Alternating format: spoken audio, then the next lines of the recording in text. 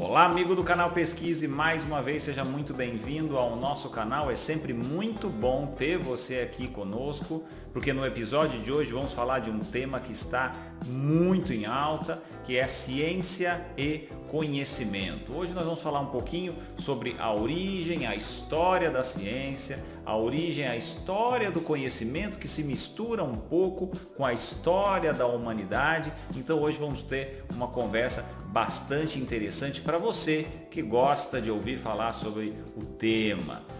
E você que hoje nos assiste aqui no YouTube, hoje temos uma novidade, você também pode nos escutar em podcasts. Então, uma série de plataformas estão disponíveis, o Spotify, o Anchor, o Google Podcasts. Se você tem interesse por podcast, se quer escutar o canal Pesquise na academia, no trânsito, no ônibus indo para a faculdade, o dia que a gente puder voltar aí para a faculdade, acesse as plataformas e mais informações você encontra em nosso site www.canalpesquise.com.br. Então vamos lá? Hoje vamos falar sobre ciência e conhecimento.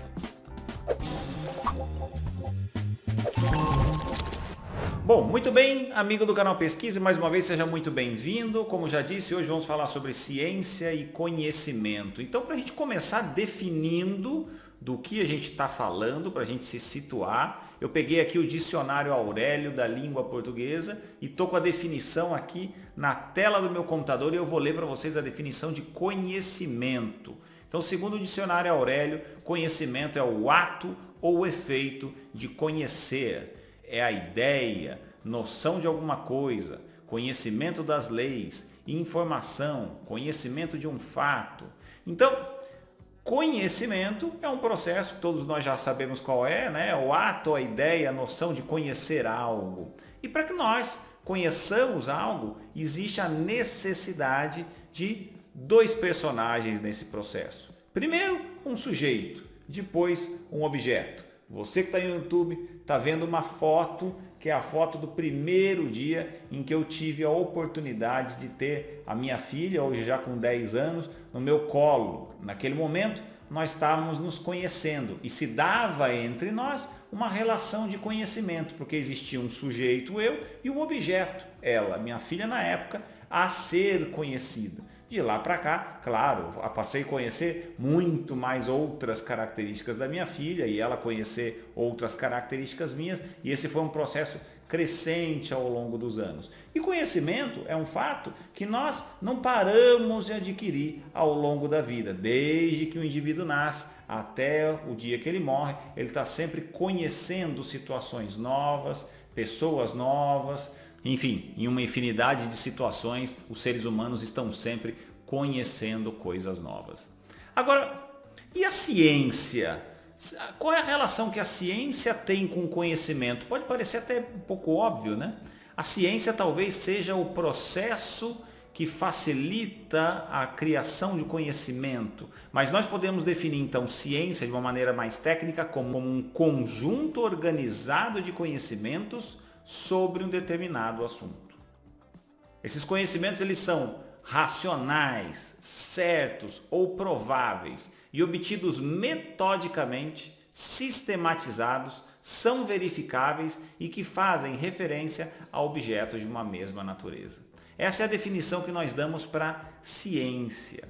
E a ciência que nós temos hoje, né, definida de uma maneira bem simplista como um conjunto organizado de conhecimento sobre um determinado assunto, ela não foi sempre da maneira como nós temos. Como eu já disse no começo desse vídeo, a história da humanidade se mistura com a evolução do conhecimento.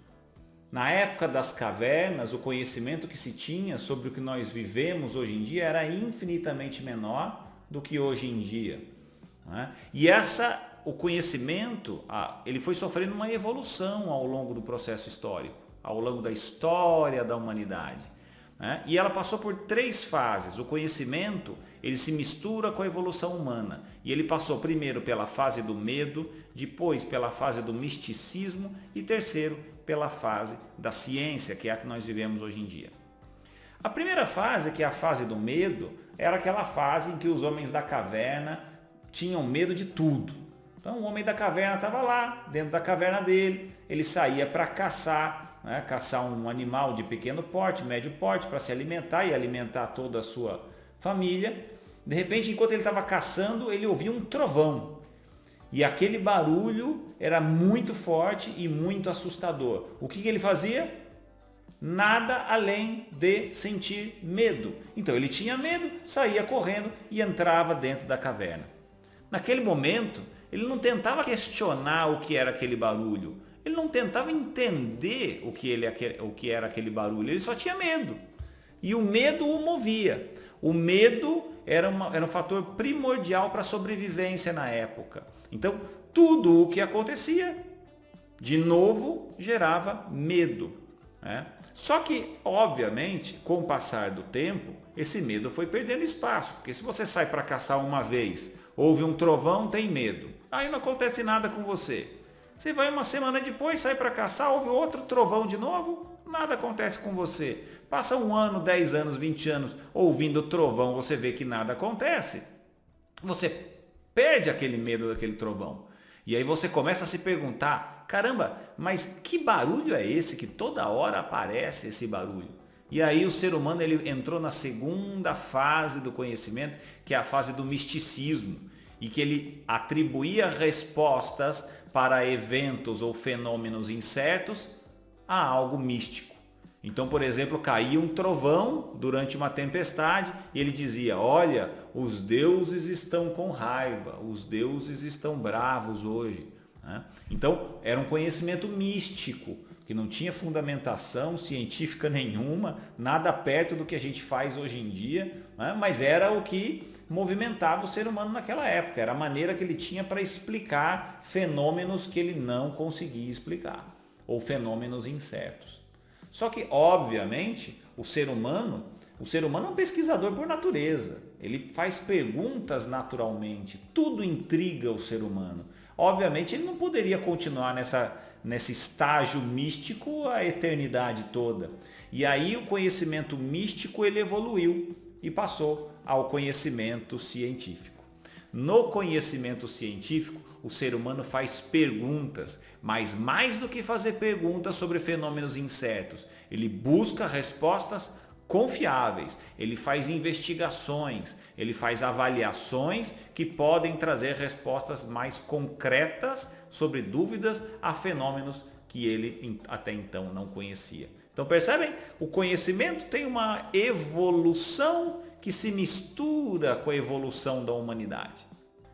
Só que o ser humano tem uma grande diferença entre todos os outros seres vivos do planeta Terra.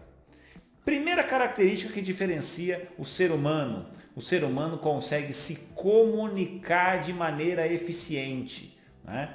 Entre os indivíduos as pessoas se comunicam e normalmente, obviamente tem as exceções, mas normalmente os seres humanos se entendem bem, né?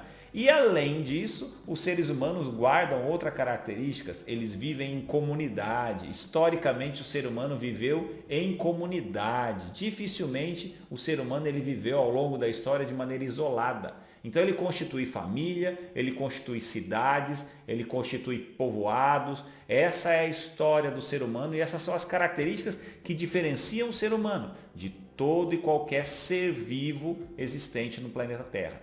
E graças a essa característica de se comunicar é que o ser humano se sobressaiu sobre todos os seres vivos do planeta. Vocês nunca pararam para se perguntar por que o planeta Terra não é um planeta predominantemente povoado por leões? Por que o planeta Terra não é um planeta predominantemente povoado por girafas? Porque leão e girafa não conseguem se comunicar entre si de maneira tão eficiente quanto os seres humanos. Mas você pode estar se perguntando, mas que raio, que grande vantagem é essa que existe entre as pessoas se comunicarem, né, os seres humanos, com relação a outros animais? Faz toda a diferença. Porque a comunicação permitiu que o ser humano gerasse conhecimento ao longo da história e fosse perpetuando esse conhecimento. Então, se hoje eu desenvolvi uma técnica para lapidar uma pedra e criar um machadinho, uma machadinha eficiente para cortar a árvore ou para matar um animal, eu passava para o meu descendente aquele aprendizado meu. Então eu criei aquela técnica, eu passava para o meu descendente. Então o meu filho passava aquela técnica para o neto e aí sucessivamente. E esse conhecimento ele foi sendo acumulado, porque era gerado conhecimento primeiro muito primário, muito rudimentar, mas esses conceitos foram sendo aprimorados, porque eles iam se somando, se somando. Então, essa característica de viver em sociedade e se comunicar foi fazendo com que o ser humano fosse evoluindo ao longo da história e predominando sobre todas as espécies vivas do planeta.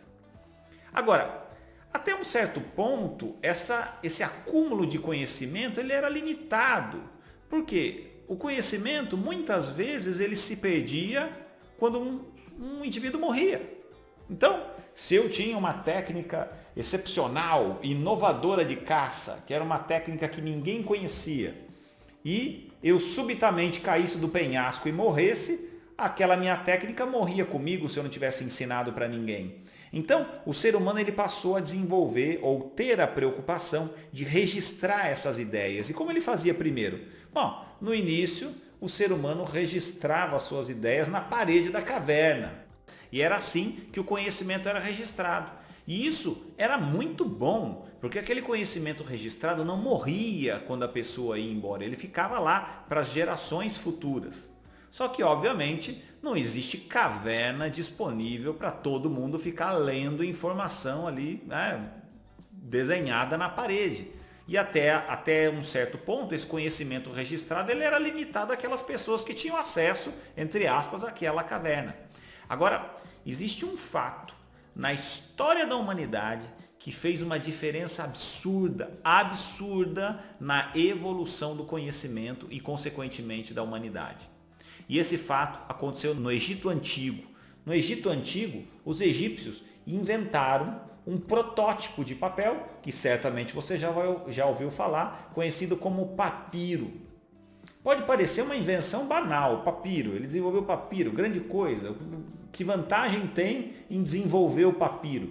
É que no dia em que o ser humano desenvolveu o papiro, ele passou a registrar os seus conhecimentos, registrar as suas ideias naquela peça de papel rudimentar. E aquela peça de papel rudimentar foi passando de geração em geração. E aquele conhecimento, ele não ficava mais restrito à parede da caverna. Ele podia passar de pessoa em pessoa e eles iam lendo. E a partir daí, os conhecimentos gerados pelos vários seres humanos do planeta não se perdiam mais com a sua morte.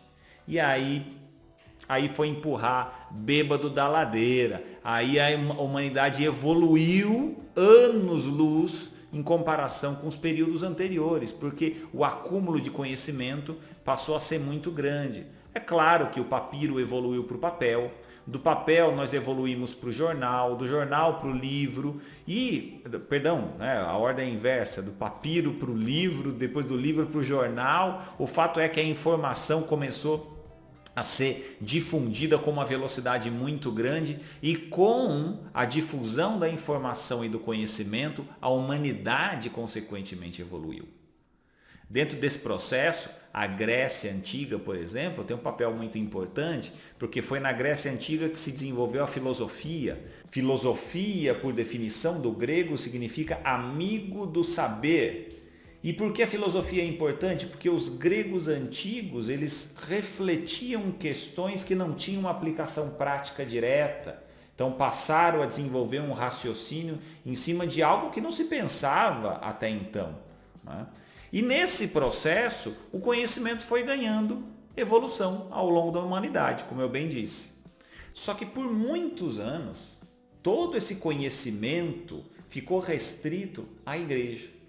A igreja era a detentora do conhecimento.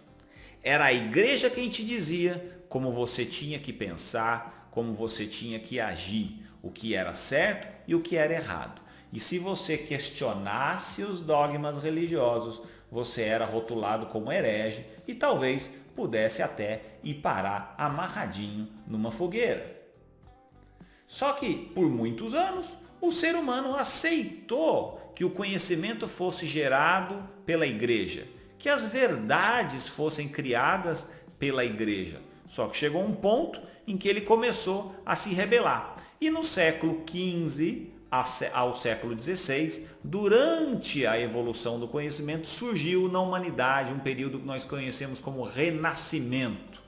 O Renascimento foi um período de grande boom da literatura, grande boom das artes, da pintura, da poesia, de modo geral da escultura. Então, nesse período, o ser humano ele começou a se rebelar e começou a desenvolver, foi um período criativo muito importante da humanidade, que foi um período precursor a outro muito mais importante na história do conhecimento, que é o período do iluminismo, que aconteceu do século XVII ao século XVIII, que é definido como a luz da razão sobre as trevas dos dogmas religiosos. E nesse período, grandes pensadores surgiram e se rebelaram aos dogmas religiosos e começaram a propor respostas às dúvidas que o ser humano tinha, e essas respostas não necessariamente eram aquelas que a igreja oferecia até então. Mas esses grandes pensadores, para criarem essas respostas durante esse período do iluminismo, tinham que desenvolver uma estratégia. E que estratégia é essa? Essa estratégia hoje em dia ela é muito famosa, mas um dia teve que haver um pontapé inicial. Essa estratégia hoje ela é conhecida como método científico. O método científico, você já sabe, é a estratégia, é o método que nós, pesquisadores, utilizamos para gerar conhecimento científico. E ele foi desenvolvido com uma tentativa de organizar o pensamento para se chegar ao meio mais adequado de conhecer e controlar a natureza. Entre os pensadores iluministas que auxiliaram no processo de criação do método científico, nós temos 3 nomes que eu posso citar, entre vários, mas 3 nomes muito importantes, como René Descartes, Galileu Galilei, Francis Bacon, que foram importantes nesse processo para a criação do método científico, para a evolução do conhecimento, a evolução da ciência. Então, o método, por definição, ela é uma ordem que se deve impor aos diferentes processos necessários para se atingir um resultado desejado. E ciência, como eu já disse, é um conjunto de conhecimentos sobre um determinado assunto. Então, o método é uma ordem que você cria para conseguir gerar a ciência, para conseguir gerar o conhecimento. E tem 2 autores muito importantes, Lakatos e Marconi, que por definição diziam o seguinte, que a utilização de métodos científicos não é de alçada exclusiva da ciência, mas não há ciência sem o emprego de métodos científicos. Então isso é muito importante. Por quê? Porque etimologicamente ciência significa conhecimento, mas nem todos os tipos de conhecimento pertencem à ciência. Existem conhecimentos na nossa vida, no nosso cotidiano, que não são conhecimentos científicos. Então, só para você ter uma ideia, nós podemos classificar ou subdividir esse conhecimento em 4 categorias, que são elas: o conhecimento empírico, o conhecimento teológico, o conhecimento filosófico e o conhecimento científico. Tá? Então vamos lá, vamos definir cada um deles. O primeiro deles é o conhecimento empírico. Conhecimento empírico eu costumo dizer que é o conhecimento da vovó. Conhecimento da vovó é aquilo que a vovó diz para você que funciona. É o conhecimento popular, conhecimento vulgar, né? É aquela crença popular nas situações. Então, por exemplo, eu lembro, minha finada e saudosa avó Emília dizia que quando um bebê nascia, você tinha que colocar fumo de corda no umbigo da criança. E uma vez, bobeira minha, eu fui questionar a minha avó e dizer: não, vó, não pode fazer isso, vai infeccionar, vai queimar o umbigo do bebê. E ela disse para mim: eu sempre fiz isso com todos os meus filhos e nunca teve nenhum problema. Aquela era uma verdade absoluta para minha avó, era um conhecimento que ela tinha na vida dela e ninguém poderia mudar aquilo na cabeça dela. Mas era um conhecimento científico? Não, era um conhecimento popular, vulgar, um conhecimento que nós definimos hoje como conhecimento empírico. E o conhecimento empírico também é aquele mesmo conhecimento que gera as simpatias. Então, por exemplo, eu lembro quando eu era criança também, uma vez surgiu uma verruga aqui na minha panturrilha, aqui atrás da minha perna, e minha mãe disse para mim, olha, para essa verruga sumir, basta pegar meio chuchu, esfregar ali atrás da perna e enterrar num lugar onde nunca mais você vai voltar e a verruga vai desaparecer. Ela desapareceu? Desapareceu, não tenho mais ela aqui. Com certeza, a minha mãe ou qualquer outro pode acreditar que ela desapareceu como produto dessa simpatia. Agora, tem alguma verdade científica por trás disso? Não necessariamente. Tá? Então esse é o conhecimento empírico. Tá?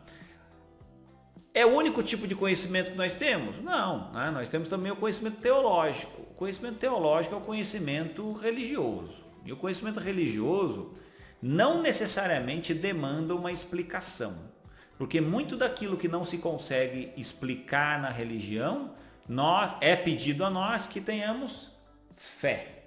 E a fé, cada um tem a sua. Não estou aqui, quem sou eu, coitado de mim, para questionar a sua fé, cada um tem a sua fé. Tá? E isso a gente não questiona. E, portanto, o conhecimento teológico, o conhecimento religioso, ele não é necessariamente verificável e também não é científico, porque ele existe. Aquele conhecimento ele está definido, ele é determinante, você não quer questionar, tem fé e aceita. Tá? São só esses dois que existem, o empírico e o teológico? Não. Também nós temos o filosófico. O filosófico é um conhecimento que se adquire como produto da filosofia. Eu já defini isso há pouco tempo, quando eu falei dos gregos. Né? A filosofia é o amigo do saber, porque o ser humano ele pode filosofar sobre uma série de questões.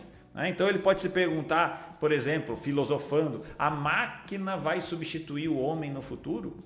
As conquistas espaciais comprovam o poder ilimitado do homem?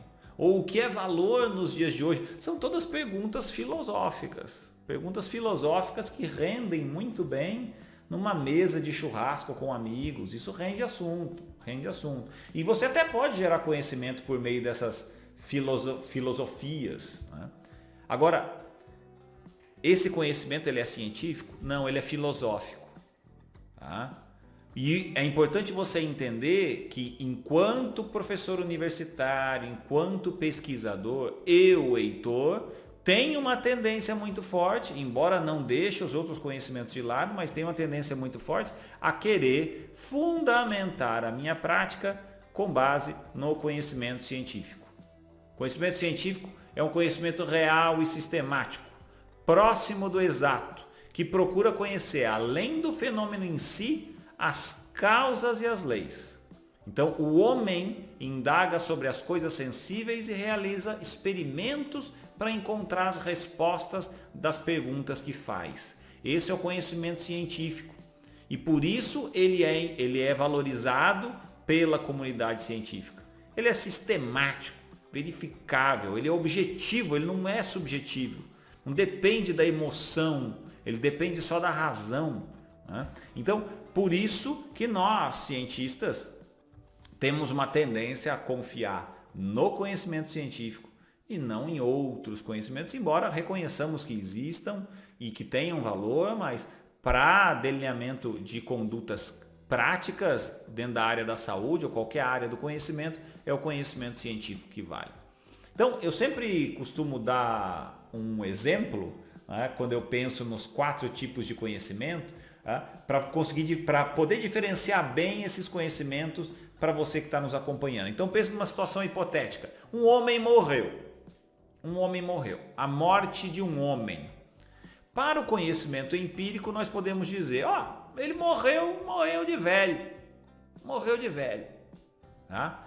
Para o conhecimento teológico nós podemos dizer que houve uma passagem desse plano para um plano espiritual. Seu conhecimento teológico. Tá? Para o conhecimento filosófico, nós podemos dizer que essa morte foi uma limitação do homem com relação ao universo. Tá? E com relação ao conhecimento científico, a minha definição pode ser, ele morreu porque ele teve uma trombose e aí essa obstrução matou o paciente. Tá? Ok? Então, essa é a diferenciação que nós fazemos dos tipos de conhecimento. E para esse processo do conhecimento, como eu bem disse, existe o método científico que vai te ajudar na construção do conhecimento. E o método científico, se eu puder resumir ele para você de uma maneira bem didática, ele é dividido em 5 etapas. 5 passozinhos simples para te ajudar a criar ou gerar uma resposta a uma pergunta que você tenha. Então, para ter uma resposta por meio do método científico, quais são as 5 perguntas ou as 5 etapas? Primeira etapa da observação. Segunda etapa da pergunta. Terceira etapa da hipótese. Quarta etapa da experiência e quinta etapa da conclusão. Tá? Ok? Então a primeira etapa é a etapa da observação. Na etapa da observação, você, pesquisador, vai observar um fato que te incomoda, algo que te intriga. Eu, Heitor, sou cirurgião dentista. Então, muitas vezes na minha prática clínica, eu posso encontrar um determinado caso clínico, uma determinada alteração clínica, um procedimento clínico que eu esteja realizando. E esse procedimento me gera uma dúvida. Caramba, será que é assim mesmo que eu tenho que fazer? Eu tenho que usar a técnica A ou eu tenho que usar a técnica B? Então, se um dia pingou esse pontinho de interrogação na sua cabeça, pim, opa, você fez uma observação que te entregou. Se você fez essa observação que te intrigou, se você é cientista, vai ter que desenvolver um procedimento dentro do método científico para gerar uma resposta confiável a essa pergunta. Tá? Então, se você que está nos acompanhando no YouTube, vem comigo que eu vou te mostrar uma imagem. Essa imagem é um quadro de um pintor francês chamado Jean-Louis Théodore Géricault. E ele pintou esse quadro com esses cavalos correndo aí. Tá? Então eu quero que você observe com atenção esses cavalos. Eu vou te dar 5 segundos. 5 segundos para você observar esses cavalos. Vamos lá? 1, 2, 3, 4, 5. Ok, já observou os cavalos correndo e agora a pergunta que eu tenho para te fazer é a seguinte. Você consegue perceber alguma coisa estranha nesse quadro? Alguma coisa que te chama atenção? Alguma coisa esquisita? Alguma coisa que não está normal? O que você acha, olhando para o quadro? Normalmente, quando eu mostro esse quadro para os meus alunos dizem assim, professor, eu não sei o que está estranho aí não, mas esses cavalos parece que eles estão voando. Se você for olhar para os cavalos, parece que eles estão voando. Você que está me escutando pelo podcast, se quiser ver essa imagem, entre no canal Pesquise no YouTube e você vai ver a imagem. Tá? Os cavalos parecem que estão voando. E aí, para eu tentar entender o que tem de estranho nessa foto, que é só o que eu sei dizer agora no primeiro momento, tem alguma coisa estranha, eu tenho que desenvolver um experimento. E aí, eu preciso contar para vocês a história de um fotógrafo inglês chamado Edward Muybridge. E ele se notabilizou por fotografar animais em movimento.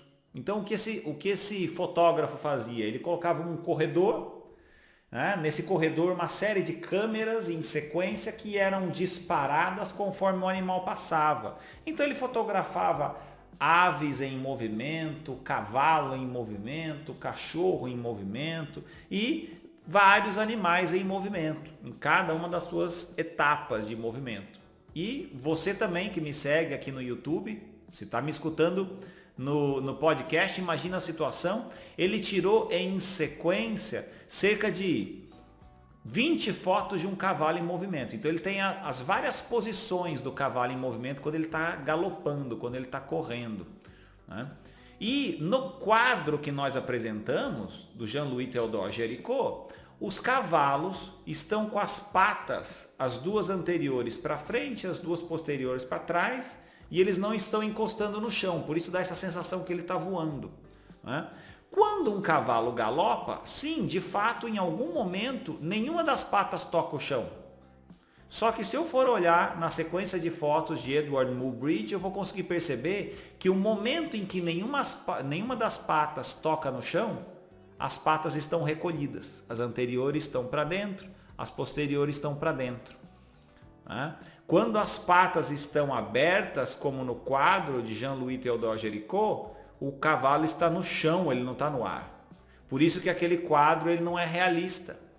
Então, o erro do quadro foi retratar o cavalo com as patas abertas no ar. Isso não acontece. Então, percebem? Eu tinha uma dúvida sobre algo errado no quadro e me utilizei de um método. Claro, esse método não foi desenvolvido por mim, sim pelo fotógrafo inglês, mas para verificar que havia uma falha. E agora eu sei dizer qual é a falha e, portanto, eu tenho a minha conclusão àquela dúvida que eu criei no começo. Então, sempre que se faz uma observação, como eu fiz quando eu vi o quadro, eu faço em seguida uma pergunta, que é a segunda etapa do método científico. Nessa pergunta, eu tenho que tentar entender o que causa aquele problema. Ou, se eu tiver na dúvida, por exemplo, eu estou na minha prática clínica, eu preciso operar um paciente. Ele tem um problema cardíaco, eu preciso operar o paciente. Só que eu não sei qual técnica cirúrgica é melhor, se é a técnica A ou a técnica B. Essa é a minha pergunta. Eu não sei. Não tem nenhum artigo que me diz qual técnica é melhor, técnica A ou técnica B. Como eu respondo essa pergunta? Método científico, faço o experimento, faço uma pesquisa. Claro, eu não vou detalhar agora sobre tipos de pesquisa, a gente até falou num podcast passado sobre a pirâmide do nível de evidências. Obviamente, hoje em dia, eu talvez iria conduzir um estudo clínico randomizado para saber qual técnica é melhor, mas isso fica no segundo plano. O fato é que eu tenho que fazer uma pergunta e essa pergunta é quem vai direcionar o meu experimento. E a pergunta é a segunda etapa do método científico. E sempre que você faz uma pergunta, é importante estabelecer uma hipótese. Se você tem uma dúvida, você cria uma hipótese para tentar responder aquela pergunta. E ao final do experimento, aquela sua hipótese vai ser aceita ou não. Se aquela sua hipótese inicial ela estiver certa, você vai aceitar. Se ela não estiver certa, você vai rejeitar a hipótese. Então vamos supor, novamente pensando nas duas técnicas cirúrgicas, a técnica cirúrgica A ou a técnica cirúrgica B para operar o coração. E eu tenho a hipótese de que a técnica cirúrgica A ela é melhor, porque ela utiliza um equipamento melhor, ela é uma técnica mais rápida, então eu acho que ela vai ser melhor. Essa é a minha hipótese no começo da pesquisa. E com a hipótese na mão, que é a terceira etapa do método científico, eu posso partir para a quarta etapa. Qual é a quarta etapa? A quarta etapa é o experimento propriamente dito. Então eu vou realizar a minha pesquisa, nesse exemplo hipotético, vou fazer lá o meu estudo clínico randomizado e vou, de fato, conseguir ter uma resposta confiável sobre qual técnica é melhor. E aí a minha conclusão, que é a quinta e última etapa, que é o resultado da minha pesquisa, pode, ao final, permitir que eu aceite a hipótese inicialmente formulada, ou seja, a terapia A, de fato, ela é melhor que a terapia B, ou não. Ela pode rejeitar a hipótese inicialmente formulada e dizer que não, que a melhor técnica cirúrgica é a técnica cirúrgica B. Então, entenda que para o método científico, para a geração do conhecimento científico, repetindo que é aquele que nós, cientistas, temos que aceitar, e principalmente, não é uma imposição minha, é o conhecimento que de fato pode ser confiável para nós definirmos futuras condutas. Então, para se gerar uma resposta confiável por meio do método científico, nós, pesquisadores, temos que passar por 5 etapas, que são elas: a etapa da observação, pergunta, hipótese, experiência e conclusão. Ok? E aí, finalmente, você vai ter uma resposta baseada no método científico. Vai gerar um conhecimento científico. E por fim, para nós encerrarmos esse vídeo, encerrarmos esse podcast, nós precisamos conhecer quais são as características do conhecimento científico. O conhecimento científico ele é muito bem definido e ele se difere dos demais porque ele possui algumas características diferentes dos demais. A primeira delas é que o conhecimento científico ele é objetivo. Ele se utiliza de instrumentos, para evitar interferência subjetiva nos processos. Para o conhecimento científico, não há o envolvimento da emoção, somente razão. No peito da pesquisa não há um coração, há uma pedra, porque a pesquisa ou o conhecimento científico ele é racional, ele não é emocional. Não é permitido ao pesquisador chorar ao final de uma pesquisa porque o resultado não deu o que ele queria que desse. O resultado deu o que tinha que dar. E essa conclusão ela é racional, ela não tem que ser emocional. Quando se planeja uma pesquisa científica, o ideal é que não se tenha expectativas sobre o resultado da pesquisa. Depois, o conhecimento científico ele é sistemático, o que quer dizer que ele é estruturado em partes segmentadas, formando uma conexão lógica entre elas. Então, essas partes organizadas que permite que o conhecimento seja gerado, seja estruturado. Depois, nós podemos dizer que o conhecimento científico ele é racional, que vale sobretudo da razão e não da sensação ou de impressões e muito menos da emoção para gerar o seu conhecimento. Depois, dizemos que o conhecimento científico ele é universal, porque o seu interesse se dirige fundamentalmente à elaboração de leis e normas gerais que explicam todos os fenômenos de certo tipo. A penúltima característica diz que o conhecimento científico ele é crítico. É comum dizer que um pesquisador normalmente ele é cri-cri, ele é chato, né? Ele é implicante às vezes. Por quê? Isso é característica do conhecimento científico.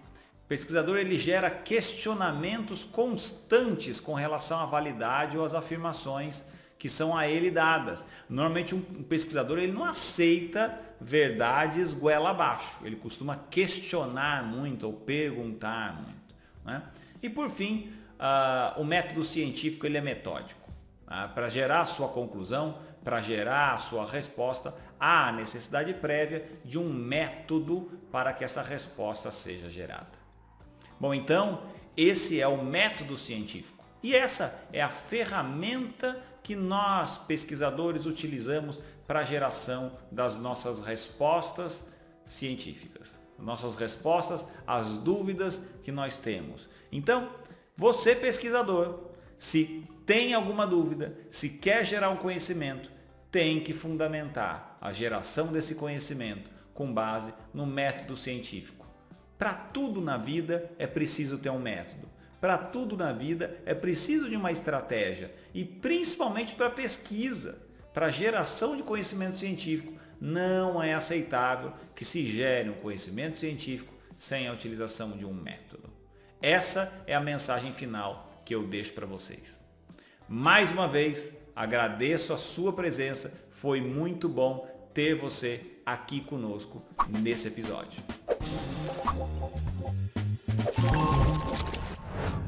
Bom, então, se você gostou de estar aqui conosco e está aqui conosco no YouTube, não deixe de deixar o seu like no vídeo aqui embaixo, fazer a sua inscrição no canal Pesquise, compartilhe com os colegas que possam ter interesse e ative as notificações aqui no canal Pesquisa no YouTube. Nós nos vemos em um próximo vídeo, mas até lá, nunca se esqueça, pergunte, mas para responder, pesquise.